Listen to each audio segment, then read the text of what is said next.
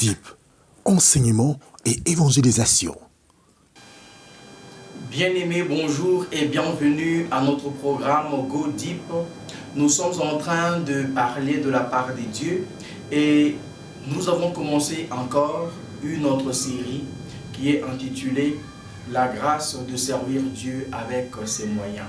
La grâce de servir Dieu avec ses moyens. J'ai eu déjà à donner l'introduction qui était dans Agé au chapitre 1er au verset 8, où l'Éternel dit « Montez à la montagne, apportez ou ramassez du bois et bâtissez la maison. J'en aurai de la joie et je serai glorifié, dit l'Éternel. » Nous avons dit que dans cette série bien-aimée, il est premièrement question de pouvoir servir Dieu. Il est premièrement question de pouvoir bâtir la maison de l'Éternel. Dans tout ce que nous faisons, la maison de l'Éternel, l'œuvre de Dieu, doit occuper la première de place. Il est question, je répète, de la maison de l'Éternel. Là, c'est la parole de Dieu. Car il a dit aussi longtemps que la terre existe, les semailles et la moisson, le froid et le chaud, l'hiver et l'été, le jour et la nuit ne cesseront pas. Donc, ces lois ne cesseront point. Ce sont les lois de la semaille et de la moisson que nous devons faire d'abord pour la maison de l'Éternel. Et dans Ésaïe au chapitre 55, du verset 8 au verset 9, la parole de Dieu dit « Car vos pensées ne sont pas mes pensées, et mes voix ne sont pas vos voix, oracle de l'Éternel. Autant les cieux sont élevés au-dessus de la terre, autant sont élevées mes voix au-dessus de vos voix. » Et très rapidement, bien-aimés, lorsque nous lisons Zacharie au chapitre 1er, du verset 3 au verset 6, nous voyons que l'Éternel dit « Revenez à moi et je reviendrai aussi à vous. » Nous revenons vers l'Éternel avec nos offrandes. Nous revenons vers lui avec nos offrandes, avec la louange, avec l'adoration. Ce sont là aussi des offrandes que nous devons offrir à l'Éternel. Le chrétien, puisque ce message s'adresse à ceux qui sont nés de nouveau. Ce message s'adresse aux chrétiens. Ce message ne s'adresse pas à tout le monde. Ce message ne s'adresse pas à ceux qui vont dans les églises. Mais ce message s'adresse à ceux qui ont reçu Jésus dans leur vie, dans leur cœur comme Seigneur et comme Sauveur. Ma question, est-ce que Jésus est pour vous Seigneur et Sauveur? Si la réponse est oui, alors vous êtes le bienvenu. Si la réponse est aussi non, restez et comprenez que de Genèse à l'Apocalypse, il est question de l'offrande, il est question des dieux. Je vais en parler. Alléluia, je vais en parler. Le chrétien doit alors s'élever au niveau de la pensée des dieux. Le chrétien ne doit pas demeurer à son niveau, car rappelons-nous que l'homme est dans la chute. L'homme naturel, l'homme sensuel est dans la chute. Depuis Genèse, l'homme est dans la chute. Alors, un homme qui est déchu ne peut pas comprendre la pensée de Dieu. Il va la mettre en doute et il va combattre la pensée de Dieu. Souvenez-vous aussi que j'ai eu à dire que ce message suscite beaucoup de controverses, même dans le milieu chrétien. Alors, la bénédiction de Dieu repose sur deux principes. La bénédiction de Dieu repose sur deux principes, le s'aimer et le donner. La bénédiction de Dieu repose sur deux principes, le s'aimer et le donner. Et Dieu nous place tous dans la position soit des s'aimeurs ou des donneurs. Nous sommes soit s'aimeurs ou nous sommes donneurs. S'aimer et donner veut dire la même chose. Et la deuxième position sous-jacente, elle est que nous sommes aussi récepteurs. Dieu nous place dans la position de donner et aussi de recevoir. Alléluia. Dans tout moment, à un moment donné de la vie, nous jouons soit le rôle de s'aimeur ou de donneur, ou le rôle de récepteur, de celui qui doit recevoir. Mais la nature de l'homme est toujours dans la position de toujours recevoir. Donne-moi, donne-moi, donne-moi. Et dans nos prières, 90% de nos de nos prières, c'est donne-moi, donne-moi, donne-moi et donne-moi. Or, dans Jean au chapitre 6, non, Jean au chapitre 3, je vais aller là-bas rapidement. Jean chapitre 3, verset 16. Là, nous trouvons un point très intéressant. La parole de Dieu dit, car Dieu a tant aimé le monde. Dieu a tant aimé le monde qu'il a donné. Ici, Dieu a aimé, l'amour pousse l'homme à donner. L'amour pousse l'homme à pouvoir donner. Dieu a aimé qu'il a donné son Fils unique. Dieu n'avait pas deux fils pour donner. Dieu n'avait qu'un seul Fils. Dieu n'avait pas deux sémences. Dieu n'avait qu'une seule sémence. Est-ce que nous comprenons? Pour donner, il ne suffit pas d'avoir beaucoup. Pour aider quelqu'un, on ne doit pas avoir aussi en réserve. On peut donner tout ce qu'on a. Alléluia. On peut donner aussi tout ce que l'on a. Et la veuve de Sarepta, elle avait donné aussi tout ce qu'elle avait. Et ses jours avaient été comblés des biens qu'il avait donnés. Alléluia, alléluia. Afin que quiconque croit en lui ne périsse point, mais qu'il ait la vie éternelle. Ici, lorsque Dieu a donné, il a eu en lui l'espérance. Mais bien aimé, lorsque on donne ce qui nous est de plus cher, nous devons avoir aussi l'espérance en Dieu. Si Dieu n'avait pas d'espérance, il n'aurait pas donné son Fils unique. Si Dieu n'avait pas d'espérance, il n'aurait pas donné son Fils unique. Dieu a eu à donner son Fils unique pour que quiconque, nous autres ici, qui avons cru en lui, nous puissions avoir la vie et la vie éternelle. Alléluia. Nous devons comprendre la notion de donner et la notion de recevoir. Quand on donne, on doit s'attendre aussi à ce qu'on puisse recevoir. Je ne me contredis pas. Quand on donne, on s'attend aussi à recevoir. Pas forcément de la part de celui à qui nous avons donné, mais de la part de Dieu. Car nous donnons, rappelez-vous que la base, c'est Agé au chapitre 1er, verset 8. Montez à la montagne, ramassez du bois et bâtissez-moi la maison. Alléluia. Nous devons bâtir la maison. La maison de Dieu, ce n'est pas une bâtisse, ce ne sont pas des bâtiments. Parenthèse. Et même quand nous allons à l'église, nous n'allons pas admirer la beauté du temple. Écoutez bien, bien-aimés, parce que j'ai suivi beaucoup de pasteurs qui ont construit des beaux temples, qui ont dit, venez expérimenter le temple. Venez expérimenter la salle. Non, on ne peut pas venir à l'église pour expérimenter la salle, pour contempler la beauté de la salle. Non, on vient à l'église, c'est pour servir Dieu. C'est pour recevoir des dieux. On ne vient pas à l'église pour regarder comment les œuvres d'art que vous avez mis ou de voir comment les pierres précieuses que vous avez utilisées pour bâtir le temple. Non, sinon ce temple-là peut être converti en un lieu d'hébergement. Ça peut être un lieu d'hébergement. Mais nous venons à l'église pour servir Dieu. Ce temple, ce beau temple-là, peut être converti aussi en un restaurant. Parce qu'en France, beaucoup d'églises, des anciennes églises sont aujourd'hui en train d'être achetées et converties en motel, restaurant, ceci et cela. Donc ce n'est pas le temple que nous venons regarder. Nous venons, c'est pour servir Dieu.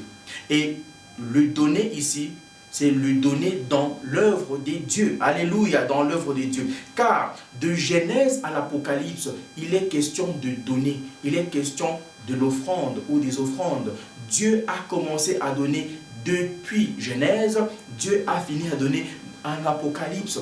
Dieu donne toujours. Alléluia. Il est question de l'offrande. Et Jésus est l'offrande que Dieu a donnée.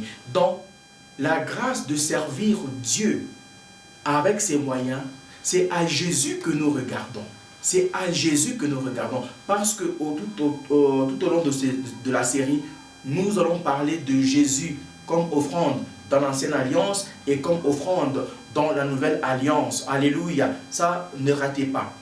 Ce message est puissant parce que c'est un message de délivrance. Il va délivrer l'âme de quelqu'un. Ce message n'est pas applicable simplement dans le domaine des finances, mais ce message est aussi applicable dans tous les domaines de la vie. Dans la vie de couple, par exemple, si le couple ne sait pas donner, ne sait pas se sacrifier, c'est un couple qui n'est pas appelé à vivre la plénitude de la vie conjugale. Ce couple peut être ensemble des années et des années, mais ça sera un couple qui va être divisé. Parce que lorsque on ne sait pas donner, lorsque la femme ne sait pas donner, elle va frustrer l'homme, elle va frustrer le foyer. Et lorsque l'homme ne sait pas non plus donner, il va frustrer la femme. Dans la vie de famille, ce message est applicable. La grâce de donner. Lorsque les parents, lorsque le père ne sait pas se sacrifier pour ses enfants, pour sa famille, la famille va tomber. Alléluia, alléluia, alléluia. Alors, je vais rapidement lire aussi la parabole du semeur. Là, nous sommes dans Luc au chapitre 8. Luc au chapitre 8, je suis là, verset 4 à 8. Je vais lire rapidement. Une grande foule s'étant assemblée et des gens étant venus des diverses villes auprès de lui, il dit cette parabole. Un semeur sortit pour s'aimer sa sémence. Comme il s'aimait, une partie de la sémence tomba le long du chemin. Elle fut foulée aux pieds, et les oiseaux du ciel la mangèrent. Une autre partie tomba sur le roc. Quand elle fut levée, elle sécha, parce qu'elle n'avait point d'humidité. Une autre partie tomba au milieu des épines. Les épines crurent avec elle et l'étouffèrent. Une autre partie tomba dans la bonne terre. Quand elle fut levée, elle donna du fruit au centuple. Après avoir ainsi parlé, Jésus dit à haute voix que celui qui a des oreilles pour entendre, entende. Écoutez mes bien-aimés, ça c'est la parole de Dieu. Il n'y a pas de discussion, il n'y a pas de doute à faire. Ici, nous comprenons qu'il y a plusieurs semences et il y a plusieurs manières de donner. Il y a plusieurs manières de s'aimer. Il y a plusieurs manières de servir Dieu. Il y a plusieurs manières de faire les choses. La sémence, il y a plusieurs manières de pouvoir la s'aimer. Et si nous sémons la sémence de manière inappropriée, parce que nous avons vu ici, les 3 premières fois, c'était de manière inappropriée. Et la dernière fois était maintenant une manière appropriée. La sémence est tombée dans la bonne terre. La bonne terre, c'est quoi? La bonne terre, c'est l'œuvre de Dieu. Lorsque votre sémence est mise dans l'œuvre de Dieu, là, c'est la bonne terre. Je ne parle pas de la sémence ou de l'offrande à l'église.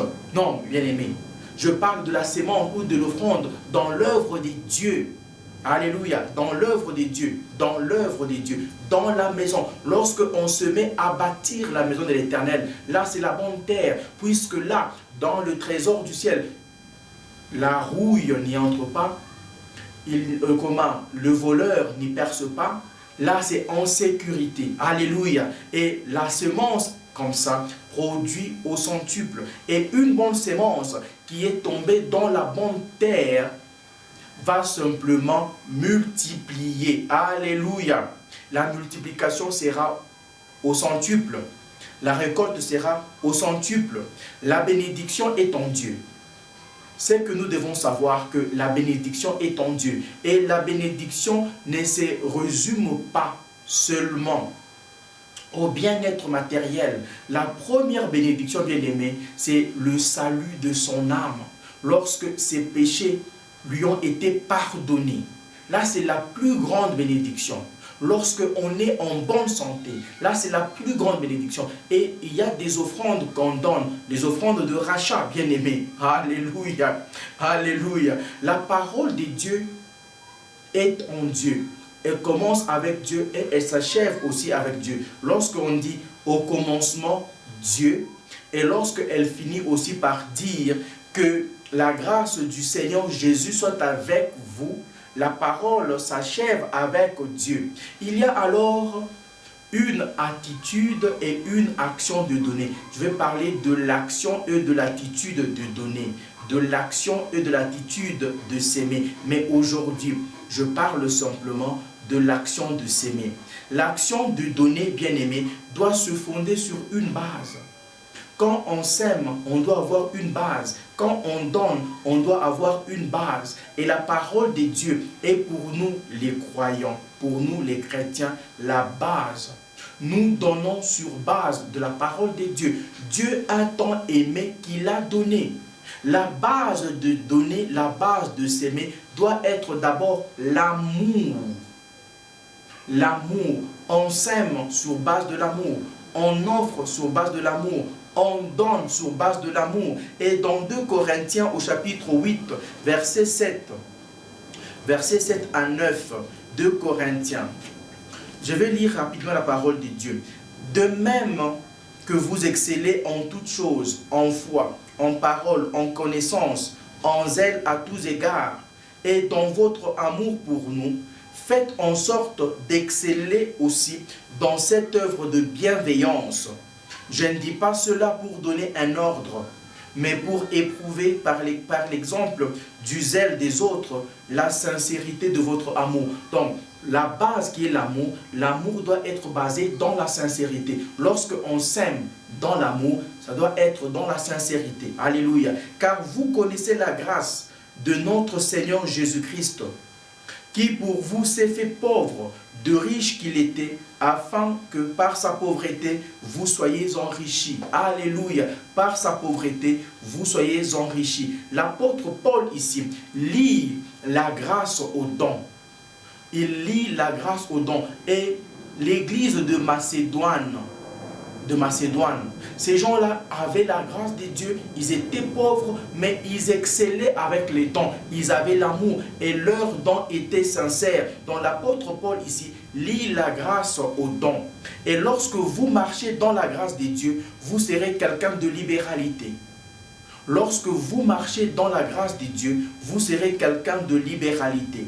On ne donne pas sous pression, on ne donne pas sous menace. On ne donne pas lorsqu'on est soumis à une loi. Écoutez bien aimés, il y a aujourd'hui des églises où on force les gens à donner. Ce n'est pas bien. Là, l'offrande n'est pas basée dans l'amour et ce n'est pas sincère. Ça ne va rien servir, bien aimé. On ne donne pas parce qu'on vous met sous pression, on vous pousse. On cite même votre nom au micro pour que vous puissiez donner. Si vous donnez, c'est parce que peut-être vous avez honte. Mais cette offrande-là n'aura pas d'impact dans l'œuvre de Dieu. Rappelez-vous que nous bâtissons l'œuvre de l'Éternel. Nous bâtissons l'œuvre de l'Éternel. On donne à cause de l'amour. On donne à cause de la grâce. On donne parce qu'on a reçu des dieux gratuitement. Là, c'est l'action de donner. La vidéo qui suit va parler de l'attitude de donner. Que Dieu vous bénisse, mes bien-aimés. N'oubliez pas d'aimer, de partager et de souscrire. Que Dieu vous bénisse. Bye bye. Go Deep, enseignement et évangélisation.